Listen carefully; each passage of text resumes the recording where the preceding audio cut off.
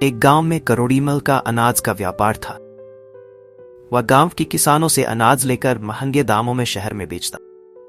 करोड़ीमल, मेरे सिवा किसी को अनाज बेचने की सोचना भी मत, मैं ही तुम सबका भला करूं। किसान, आप तो अन्नदाता हैं सेठ जी, हम गरीब कहां जाएंगे। धीरे धीरे सेठ ने सबकी जमीन भी हथिया ली।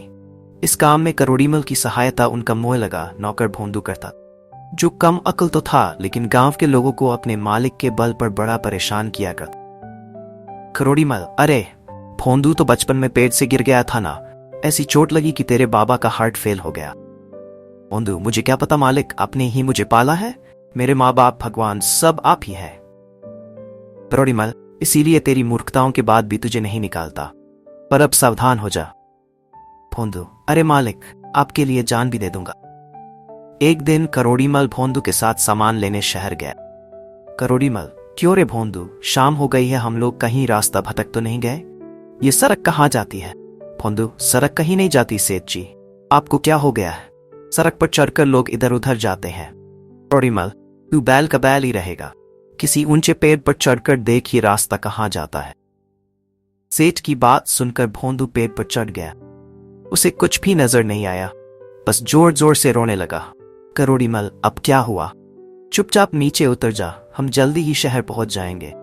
अरे मालिक, मुझे पेड़ से उतरना नहीं आता, मुझे बचा लो वरना मैं मर जाऊंगा मालिक।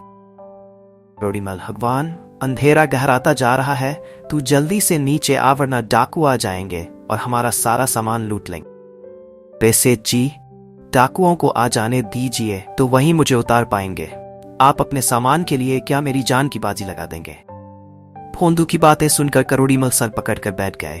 कुछ देर बाद सचमुच वहां से डाकू गुजरे। उन्होंने संजीदाराम को पूरी तरह से लूट लिया और भोंदू को पेड़ से नीचे उतारकर फेंक दी। भोंदू, हाय, मेरी कमर टूट गई, जब उतारना ही था धीरे से उतारते। चलिए सेठ जी, जल्दी से चलते हैं, अब डरने की कोई बात नहीं। सेठ अपनी किस्मत को कोसता हुआ वापस अपने घर आ गया। करोड़ीमल, आज के बाद जब मैं सामान खरीदने जाऊंगा तो तू मेरे साथ नहीं जाएगा। रात को सेठ के बेटे को बाथरूम जाना था। करोड़ीमल, अरे ओ भोंदू, जरा सुरेश को संडास तो ले जा। भोंदू, अरे क्या करना है उसे? करोड़ीमल, उसे लघु शंका करनी। भोंदू, नाना, मुझे विश्वास नहीं, अगर उसने कुछ और भी कर दिया तो मेरी जिम्मेदारी नहीं, आज से ज्यादा या कम कुछ नहीं करने दूंगा। करोड़ीमल, हे भगवान, तू रहने ही दे, मैं ही ले जाऊंगा। कुछ दिनों बाद सेठ वापस शहर सामान खरीदने के लिए गए तो सेठ की दुकान पर एक साधु आया। साधु, मुझे भूख लगी है, मुझे भोजन कराओ, भगवान तुम्हारा भला करेगा। भोंदू, वाह वाह वाह, बड़ा आया भोजन करने वाला, मांग तो ऐसे रहा है जैसे तेरी अम्मा यहाँ खाना बनाकर रखती है, चल भाग यहाँ से। आदेव, भगवान के भक्तों के साथ ऐसा व्यवहार अच्छा नहीं है, तुझे इसका फल मिलेगा। भोंदू, अरे जा जा, फल मिलेगा, फल मिलेगा, फल मिलेगा तो खा लूंगा, तू अपना काम कर। भोंदू इसी तरह का व्यवहार सबके साथ करता था और सेठ का मोह लगा नौकर होने के कारण वो पूरा फायदा उठाता। एक दिन करोड़ीमल अपनी जमीनों की लिखापढ़ी कर रहे थे कि उनका चश्मा गंदा हो गया। उन्होंने भोंदू को बुलाया। करोड़ीमल, अरे भोंदू, जरा ये मेरा चश्मा तो साफ कर दे, कुछ भी नजर नहीं आ रहा है। भोंदू, अभी लो मालिक, ऐसा चमका दूंगा कि मुझ पर नाज करोगे। मालिक को खुश करने के लिए भोंदू सोचने लगा कि क्या किया जाए। तभी उसे पास में रहने वाली घुमरी की आवाज सुनाई देती है। घुमरी, देख सुगनिया, मेरा बर्तन कितना चमक रहा है, कुछ भी चमकाना हो तो चूल्हे की राख से सूखा ही रगड़ देना चाहिए।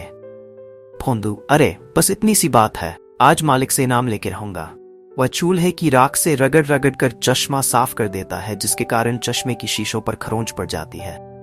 करोड़ीमल, अरे कमबख्त, ये क्या कर दिया मेरे चश्मे का तूने, इसी समय तू यहां से निकल जा। हे भगवान, अब मैं हिसाब किताब कैसे करूं? सेठ जी गुस्से में आकर भोंदू को नौकरी से निकाल देते हैं। भोंदू बहुत जगह नौकरी ढूंढता है लेकिन उसकी नौकरी कहीं भी नहीं लगती। उसके व्यवहार के कारण और कम बुद्धि के कारण कोई भी उसे रखना नहीं चाहता। भोंदू, नौकरी तो मिलने से रही, मेरे लिए यही अच्छा है कि मैं अपना काम करूं। आज से मैं जंगल में जाकर लकड़ियां काटूंगा, ना कोई मालिक है, ना कोई डांट, ना फटकार, आराम से जीवन बिता लूंगा। जिंदगी में कभी भी मेहनत से काम ना करने के कारण वह किसी तरह पेड़ पर तो चढ़ गया, लेकिन कुल्हाड़ी से लकड़ियां काटने में उसकी जान निकलने लगी, लेकिन वह थोड़ी बहुत लकड़ियां काट कर ले आया और उन्हें बेचकर एक दिन का खाना बना लिया। अगले दिन वह फिर लकड़ियां काटने चला। भोंदू, मुझसे ज्यादा लकड़ियां तो काट ही नहीं जाती हैं। ऐसा करता हूं, पेड़ की सबसे मोटी डाल पर बैठ जाता हूं, उसी को काट दूंगा। भले ही एक टहनी काटूं, कम से कम ज्यादा लकड़ी तो मिलेंगी ही। वह जिस डाल पर बैठा है उसी डाल को काटने लगता है। तभी वहां से एक साधु गुजरता है और उसे इस तरह से डाल काटते हुए देखकर जोर से चिल्लाता है, साधु, अरे मूर्ख, पागल तो नहीं हो गया है? जिस डाल पर बैठा है उसी को काट रहा है। मरना चाहता है क्या? अभी नीचे गिरेगा। साधु की बात पूरी होने से पहले डाल टूट जाती है और भोंदू पत्तों के ढेर पर गिर जाता है और मन ही मन सोचने लगता है, भोंदू, लगता है ये साधु बड़ा ही चमत्कारी है। इसे सब कुछ पहले से पता है। मुझे इसके ही पैर पकड़ लेने चाहिए, यही मेरी नया पार करेगा। भोंदू, अरे भाई, क्या तुम कोई ज्योतिषी हो? तुम्हें मेरे गिरने का पता पहले ही कैसे चल गया? तुम महाज्ञानी हो, जरा दया करके मुझको बताओ कि मेरा भविष्य क्या है। भोंदू की इतना कहते ही साधु समझ गया भोंदू पूरी तरह से मूर्ख है। उसे याद आ गया कि इसी भोंदू ने उसके साथ बुरा व्यवहार किया था। साधु, वाह प्रभु, आपने इसको सबक सिखाने के लिए मुझे अवसर दे दिया। बिल्कुल सही समझे, मुझे वर्तमान भविष्य सभी का जान है बच्चा। मेरी दिव्य दृष्टि बताती है कि तुम्हारी मौत तुम्हारा पीछा कर रही है। भोंदू महाराज, ये आप क्या कह रहे हैं? मुझे कोई तो उपाय बताइए।